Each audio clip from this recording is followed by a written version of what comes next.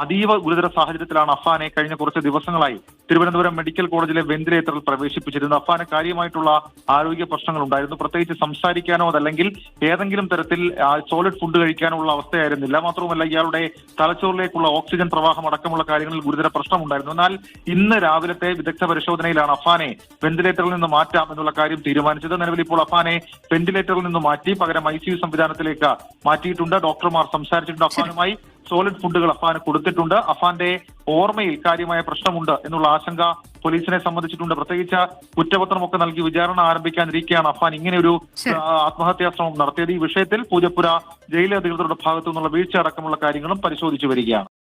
ഇപ്പോൾ അഫാനെ കുറിച്ച് ലേറ്റസ്റ്റ് ആയിട്ട് വന്നുകൊണ്ടിരിക്കുന്ന ന്യൂസ് എന്ന് പറയുന്നത് അഫാൻ്റെ ഗുരുതര നിലയിൽ നിന്ന് തരണം ചെയ്തു എന്നുള്ളൊരു കാര്യമാണ്. പക്ഷേ ഓർമ്മക്കുറവിനൊക്കെ സാരമായിട്ടുള്ള പ്രശ്നം വരാം. അത് കേസിൻ്റെ മുമ്പോട്ടുള്ള കാര്യങ്ങളിലേക്ക് ബാധിച്ചേക്കാം എന്നുള്ളൊരു കാര്യമൊക്കെയാണ് ഇപ്പം വെളിയിൽ വന്നുകൊണ്ടിരിക്കുന്ന ന്യൂസ്.